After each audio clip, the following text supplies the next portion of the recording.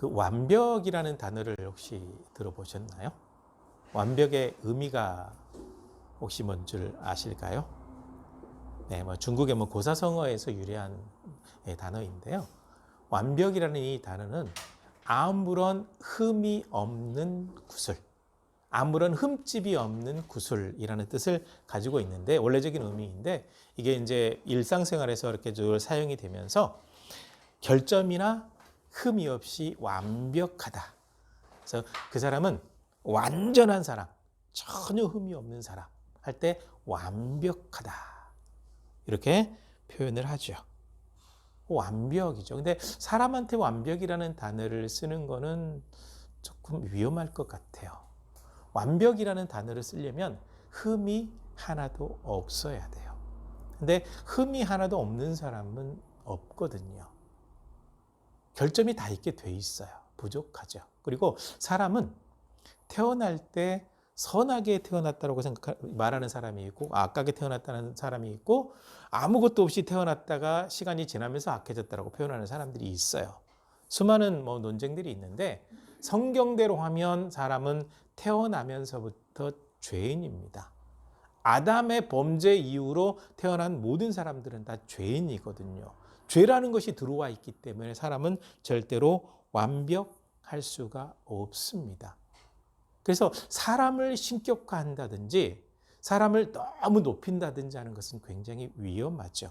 그래서 오늘 말씀에 대제사장이라는 단어를 쓰고 있거든요. 이 히브리서를 받는 사람들이 누군지 얘기했잖아요. 유대인들이에요.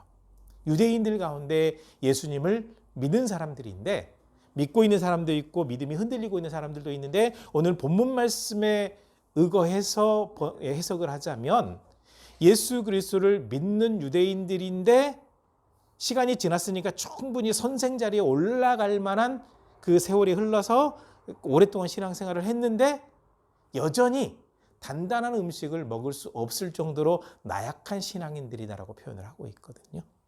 이 편지를 받는 사람들이 유대인들 가운데 예수 그리스도를 믿는 사람들이에요. 그러니까 유대인들은 대제사장이 어떤 사람인지 알아요. 유대인들 가운데 유일하게 하나님 앞에 나갈 수 있는 사람. 옛날 성막이 있고 성전이 있을 때에는 지성소 안에 유일하게 들어갈 수 있는 사람이 대제사장이거든요. 그러니까 대제사장이라고 하면 하나님과 대화를 나누고 하나님을 만나는 사람이기 때문에 아주 대단한 사람으로 생각을 하고 있습니다. 그런데 이 대제사장도 하나님 앞에 완벽하지 않다라고 지금 언급하고 있는 거예요. 왜냐하면 사람이거든요. 그러니까 대제사장이 스스로 대제사장이 된 것이 아니라 하나님의 선택으로 된 거지, 본인이 의지로 대제사장이 된 것이 아니거든요. 그리고 하나님 앞에 나가는 것도 하나님께 허락을 받았으니까 가능하고, 그 다음에 하나님께 허락을 받았지만 죄를 지을 수밖에 없는 사람이기 때문에 이 대제사장도 지성소 안에 들어가기 전에 본인을 위해서 속죄제를 드려야 되는 거예요. 7월 10일이면 유대 달력으로 7월 10일은 대속죄일이거든요. 모든 백성들이 그날은 아무 일도 하지 않고 까칠까칠한 베옷을 입고 잿더미에 앉든지 어디에 꿇어 앉아서 회개해야 되는 날이에요. 대속죄일이죠. 이 대속죄일에 가장 중요하게 진행되는 하이라이트 사건이 무엇이냐면 하나님 앞에 모든 백성들을 위한 속죄제를 드리는 거거든요. 그래서 대제사장이 백성들을 위해서 속죄제를 드리게 되면 백성들의 모든 죄를 하나님께서 용서하시는 거예요. 그런데 백성들을 위한 속죄제를 드리기 전에 제사장이 본인을 위한 속죄제를 먼저 드려야 돼요. 왜냐하면 사람이기 때문에, 죄를 지을 수 있는 나약한 사람이기 때문에 그렇다라는 거죠. 그러니까 구약의 대제사장은 유대인들 입장에서는 이 말씀이 기록될 당시에도 대제사장이 있었거든요. 이때는 이제 대제사장들 무리예요, 무리. 대제사장들. 신약 시대에는 그렇게 돼 있죠. 사실 구약에는 대제사장이 한 명이에요. 근데 신약의 중간기 거치면서 어떤 일이 벌어졌는지 잘 모르겠는데 대제사장들이 많아졌어요. 그랬는데 이 사람들이 완벽한 사람도 아니고 대단한 사람도 아니고 결국 이 사람들도 흠이 있어서 하나님 앞에 회개할 수밖에 없는 사람이다. 그러므로 대제사장을 신격화하지 마라. 오늘날 말씀으로 하면 목회자를 신격화하지 말라는 거예요. 자꾸 목회자를 하나님의 위치에 올려놓고 하나님의 말씀을 선포하면 그 말씀을 아멘으로 화답해야 되는데 목회자가 하나님의 말씀과 상관없는 말을 하게 되면 그것을 하나님의 말씀으로 받아요. 그러니까 지금 오늘날 이 시대를 어떻게 해석을 하고 있는 거냐면 현대판 중세시대에 살고 있다고 표현하고 있거든요. 지금 한국교회가 현대판 중세시대로 가고 있어요. 왜냐하면 AD 591년 그 무렵부터 시작해가지고 1517년까지 1517년이 무슨 날인지 알죠? 10월 31일 마틴 루터 종교개혁. 그러니까 591년부터 1517년 종교개혁이 일어나기 전까지 이 시기가 중세시대예요. 암흑기. 중세시대인데 이 중세시대의 특징은 잘 알잖아요. 교회가 세상을 지배하던 시대. 이렇게 되어 있는데 이때 당시 교회의 수장이 누구냐면 교황이에요. 교황은 하나님의 대리자라고 자기들 마음대로 지칭을 해놓았어요. 그래서 성경 말씀과 상관이 없이 교황이 말을 하면 그것이 하나님의 말씀인 거예요. 그래서 십자군 전쟁할 때에도 교황이 선포하는 거죠. 십자군 전쟁에 참여하는 사람은 모든 죄가 다 사해진다. 성경적인가요? 네. 지금 바티칸에 있는 로마 교황청 성 베드로 성당이거든요. 이거를 짓는데 아주 긴 시간이 걸렸어요. 이 성전을 짓는데 돈이 없는 거예요. 그래서 추기경 한 사람이 아이디어를 냈죠. 면죄부를 팝시다. 그러니까 교황이 선언한 거죠. 면죄부 헌금함 안에 동전이 땡그랑 떨어지게 되면 지옥에 있는 영혼이 천국으로 올라간다. 이것도 배경이 있어요. 살아있는 사람들 면죄부를 팔게 했는데 열심히 사람들이 면죄부를 샀어요. 하나님의 말씀이라고 생각하고. 근데 돈이 부족한 거예요. 죽은 사람을 위해서 면죄부를 사면 지옥에서 천국 간다는 거예요. 교황이 말을 했으니. 그죠? 그러니까 사람을 하나님의 위치에 올려놓게 되면 이런 일이 벌어지고 있는데 지금 한국교회가 하나님의 말씀이 아닌 목회자의 말에 비중을 두고 있기 때문에 현대판 중세시대라고 얘기를 하는 거죠. 굉장히 위험해요. 그래서 사람은 아무리 영적으로 뛰어나도 하나님이 외쳐놓으면 절대로 안 된다. 이 사실을 알아야 돼요. 스스로 하나님의 위치에 앉아도 안 되고 하나님 위치에 올려놓아도 안 돼요. 이거를 오늘 본문 말씀에서 분명히 언급하고 있습니다. 대제사장이 하나님을 만나는 사람이기는 하지만 이 사람도 자기 자신을 위해서 속죄제를 드려야만 되는 사람이다. 그런데 대제사장인 예수님은 다르다라는 거죠. 다르다는 거죠. 예수님은 하나님의 아들이죠. 하나님의 아들이라고 표현을 해놨지만 실제로는 하나님께서 사람이 되셨죠. 그래서 예수님은 곧 하나님이죠. 그래서 요한복음 10장에서 아버지와 나는 하나다라고 예수님께서 말씀하셨거든요. 그러니까 이런 내용들을 제대로 이해하지 못하면 복음서를 읽을 때 굉장히 혼란이 와요. 심지어 어떤 교회 목사님은요, 한국 교회는 일신론이 아니라 삼신론이라고 얘기하는 거예요. 하나님이 계시고 예수님이 계시고 성령님이 계시고 이 세 분이 한 분이라고 성경에 분명히 언급이 되어 있는데 이걸 빼버린 거예요. 삼신론을 주장하고 있어요. 이렇게 혼란에 빠지게 되거든요. 그런데 분명히 성부, 성자, 성령 하나님은 나타나는 모습이 다를 뿐 한 분 하나님이에요. 분명히 성경에 언급된 그대로입니다. 그러니까 성부, 성자, 성령 이 한 분, 삼위가 일체되신 하나님 외에 그 누군가를 하나님의 반열에 올려놓게 된다면 그건 이제 이단이 되는 거고 우상 숭배가 될 수밖에 없는 거죠. 이것을 분명히 알아야 돼요. 그래서 이제 우리가 조금 혼란스럽기는 해요. 하나님, 하나님의 아들, 성령님 마치 세 분이 계신 것처럼 느껴진단 말이죠. 근데 하나님께서 그렇게 다양한 모습으로 나타나기 때문에 나타나는 모습에 따라서 언급을 해놓았죠. 하지만 한 분 하나님인 것은 분명합니다. 그래서 대제사장인 예수 그리스도는 분명히 다르다라는 거죠. 왜 다르냐? 예수님은요, 죄가 없어요. 우리처럼 시험을 받으셨지만 죄는 없으신 분이라고 이미 언급을 했거든요. 굉장히 중요하죠. 그리고 이어서 본문은 예수님에 대해서 더 확실하게 소개를 하고 있습니다. 최근에 우리가 지금 그 히브리서 내용들을 계속 보고 있잖아요. 히브리서를 보니까 히브리서는요, 아주 중요하게 기본으로 돌아가요. 기본으로. 예수님에 대한 이야기를 굉장히 많이 해요. 어떤 분이 그 신학교 은퇴하신 교수님인데 페이스북에 이런 글을 써놨어요.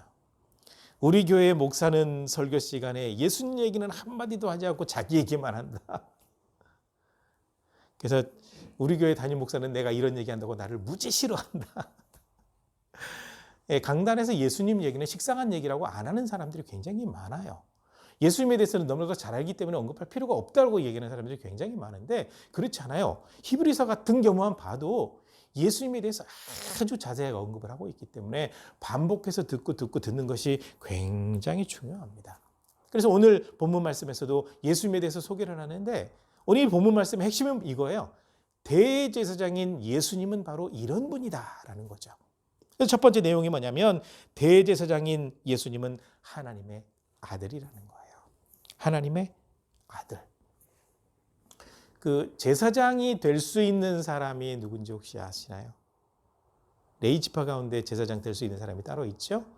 그러면 레위 지파는 하나님께서 왜 선택하셨는지 혹시 아시나요? 우리는 성경을 공부했기 때문에 기억을 하고 있을 겁니다. 출애굽기 배경과 연결이 됩니다. 하나님께서 모세를 선택하셨습니다. 근데 모세가 이렇게 하나님께 이제 하소연을 하죠. 하나님, 분명히 알겠습니다. 그런데요, 저는 말을 잘 못하는데 제가 감히 지도자가 될 수 있겠습니까? 야, 걱정하지 마. 너네 형이 있는데 말 잘해. 그래서 모세와 아론이 만나고 모세가 하나님 말씀 듣고 아론에게 이야기 되면 아론이 백성들에게 쫙 얘기를 하죠. 이렇게 선포를 하고 너희가 이제 노예처럼 살고 있는데 하나님께서 약속하신 아브라함과 이삭과 야곱과 요셉에게 약속했던 젖과 꿀이 흐르는 땅으로 갈 거다라고 선언을 했어요. 그래서 백성들 막 기뻐했는데 바로가 더 괴롭히는 거예요. 기뻐했던 백성들이 아니 왜 괜히 나서가지고 우리 더 많이 힘들게 하냐고 이렇게 원망을 할 때 하나님의 역사가 시작이 되죠. 첫 번째 재앙, 두 번째 재앙, 세 번째, 네 번째, 아홉 번째 재앙까지 내리고 난 다음에 열 번째 재앙을 위해서는 이스라엘 백성들에게 준비하게 하죠. 양이나 염소의 피가 발라져 있는 집은 하나님의 심판, 죽음이 딱 지나갈 때 그 집은 넘어간다. 해서 적어도 5명당 양이나 염소 한 마리를 딱 선택을 해서 반드시 그 집에 나오지 말고 그 피를 받아서 문, 임방과 설주에 발라라. 설주고 임방이거든요. 이렇게 발라라. 그러면 그 집은 죽음이 없을 거다. 그리고 이 재앙이 내릴 때 이집트에 있는 모든 처음 태어난 사람, 모든 처음 태어난 짐승은 다 죽을 거다. 그래서 그 재앙이 내려졌죠. 그리고 이 재앙이 내려지기 전에 하나님께서 이런 말씀도 하셨습니다. 10번째 재앙이 내려지면 이집트 사람들이 너희를 쫓아낼 거니까 반드시 짐을 다 어깨에 메고 지팡이를 손에 잡고 서서 음식을 먹도록 해라. 그래서 10번째 재앙이 딱 내려지니까 쫓아냈죠. 그렇게 나왔습니다. 나온 이스라엘 백성들에게 하나님께서 이런 선포를 하셨죠. 내가 그 땅에 재앙을 내릴 때, 특히 그 땅에 처음 태어난 사람과 짐승들을 다 죽일 때 이스라엘 백성들의 처음 태어난 사람과 짐승은 하나도 죽이지 않았으므로 이제 앞으로 이스라엘 백성들 가운데 처음 태어난 사람과 처음 태어난 짐승은 다 내 것이다. 반드시 나에게 바쳐라. 라고 말씀을 하셨고 하나님께 바칠 때에는 분명히 죽여서 바쳐야 되기 때문에 사람에 대해서는 처음 태어난 사람의 목숨값을 나한테 바치면 된다라고 이렇게 선언을 하셨어요. 이렇게 선언을 하셨다가 다시 이제 시간이 흘러서 하나님께서 이걸 이제 이렇게 바꾸셨습니다. 내가 분명히 그 땅에 10번째 재앙을 데리고 나왔을 때 처음 태어난 사람과 처음 태어난 짐승은 다 내 것이라고 얘기를 했는데 이제 지금부터는 처음 태어난 사람 대신 레위지파를 내가 내 것으로 받을 거다. 그러니까 앞으로는 처음 태어난 사람을 나한테 바칠 필요가 없다. 레위지파가 내 거다. 이렇게 선언을 했어요. 이렇게 해서 선언하실 때 이 상황은요, 이제 성막이 만들어질 때예요. 성막이 만들어질 때 이렇게 이제 선언을 하셨죠. 그리고 난 다음에 이렇게 말씀하셨습니다. 레위지파는 성막을 섬기는 일에 온전히 전심전력하고 다른 지파의 사람들은 절대로 가까이 오지 마라. 그런데 레위지파의 임무는 제사장들을 돕는 거지 제사장의 역할을 할 수는 없다. 그리고 제사장은 아론과 그의 아들들과 아론의 후손들만 제사장이 될 수 있고, 이 가운데 제사장의 우두머리인 대제사장도 아론과 그의 아들들과 그의 후손만 될 수가 있다. 이렇게 말씀하셨습니다. 처음 태어난 것 대신에. 이 내용이 민수기 3장에 있는 내용이에요. 하나님께서 이렇게 선언을 하셨습니다. 그러니까 대제사장이면 하나님께서 선택한 사람이라는 거예요. 선택한 사람. 그러면서 예수님도 하나님의 선택을 받았다라고 언급을 하고 있습니다. 그렇게 언급을 할 때 시편의 말씀을 인용을 했죠. 너는 내 아들이다. 오늘 내가 너를 낳았다라는 구절을 사용을 하고 있거든요. 그래서 이 구절과 또 이제 요한복음에서 예수님께서 하나님을 아버지라고 표현한 내용이 나오거든요. 그래서 이 말씀을 근거로 해서 예수님은 하나님의 아들이다라고 표현을 하고 있는 거예요. 그런데 분명한 것은 하나님께서 사람이 되셨어요. 그런데 마치 하나님께서 특별히 선택한 것처럼 표현을 하고 있는 거죠. 너는 내 아들이다. 오늘 내가 너를 낳았다. 이렇게 표현을 하고 있죠. 그런데 이렇게 연결을 하고 있는 겁니다. 구약의 대제사장 하나님께서 선택을 하셨고, 신약의 대제사장은 예수님이신데 하나님께서 선택을 하셨고, 구약의 대제사장은 아론과 아론의 후손들만 될 수가 있지만 신약의 대제사장은 급이 다르다. 하나님의 아들이다라고 표현하고 있는 거죠. 그래서 예수님께서는 신약의 대제사장답게 자기 자신을 속죄제물로 드려서 십자가에서 모든 사람들의 죄를 다 사하고 자기 사명을 다하셨다. 그래서 이 히브리서를 신약의 레위라고 얘기해요. 신약의 레위기. 구약의 레위기 같은 경우는 제사에 대해서 잘 설명을 하고 있잖아요. 신약의 레위기는 예수님의 몸을 통해서 드린 제사, 대제사장이 되셔서 스스로의 몸을 드린 이 사건을 굉장히 중요하게 다루고 있는 겁니다. 왜냐하면 구약의 제사는 효력이 그때뿐이지만 신약의 예수님의 몸을 통해서 드린 그 제사는 영원하거든요. 그래서 굉장히 중요하게 강조하면서 구약의 대제사장과는 급이 다르다. 하나님의 아들이시다. 그래서 대제사장인 예수님은 하나님의 아들이다라고 선언하신 거죠. 그 다음에 두 번째로는 이겁니다. 대제사장 예수님은 분명히 영원한 분이지만 사람으로 태어나셨다. 이걸 왜 언급을 했을까요? 간단하죠. 이 히브리서가 기록될 당시에도 영지주의가 이미 등장해서 판을 치기 시작을 했어요. 영지주의에서 얘기하고 있는 것은 무엇이냐면요. 신은 절대로 사람이 될 수가 없다. 그래서 사람 몸을 입든지 사람이 되는 게 아니라 사람의 몸을 입든지 아니면 사람인 것처럼 보이는 영적인 존재로만 나올 수 있다라고 영지주의는 얘기하고 있는 거죠. 그러니까 예수님께서 육신으로 태어나신 거에 대해서 완전히 반박하는 거야, 영지주의는. 그러니까 성경에 있는 내용들을 다 반박하면서 자기들의 논리를 세워가는 이단이죠. 그러니까 이런저런 잘못된 어떤 이단적인 사상들이 유대인들 가운데 예수님 믿는 사람들에게도 들어갔단 말이죠. 그래서 대제사장인 예수님은 영원한 분이지만 분명히 사람으로 태어나셨다. 이렇게 언급을 하고 있죠. 이렇게 언급을 할 때 이것을 얘기하고 있습니다. 그 살레망 멜기세덱, 그 이름을 혹시 들어봤죠? 멜기세덱 많이 들어봤을 겁니다. 근데 우리가 분명히 창세기 공부할 때 들어봤어요. 배경은 이렇습니다. 12장, 창세기 12장의 내용을 보시게 되면 하나님께서 아브라함을 딱 집어서 이렇게 말씀하셨습니다. 너는 네 아버지 집, 너의 본토, 친척, 네 고향을 떠나서 내가 너에게 지시할 땅으로 가라. 할 때 그 땅이 어디냐? 가나안 땅이에요. 그래서 아브라함이 하나님의 말씀을 듣고 그대로 출발해서 가나안 땅으로 갔는데 조카 롯을 데리고 갔어요. 가서 생활을 하다 보니까 그 땅에 흉년이 들었습니다. 흉년이 들어서 하나님께 여쭤보지도 않고 이집트로 이주했어요. 이집트로 이주했다가 아내를 뺏길 뻔한 사건이 있었죠. 아브라함이. 이때 하나님께서 막으셨어요.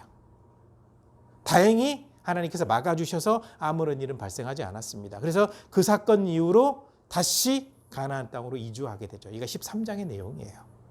그래서 하나님께서 말씀하신 대로 다시 가나안 땅으로 가서 살게 되니까 하나님께서 아브라함에게 복을 주셨습니다. 이때 받은 복은요, 물질의 복입니다. 엄청나게 많은 재산이 생기게 된 거예요.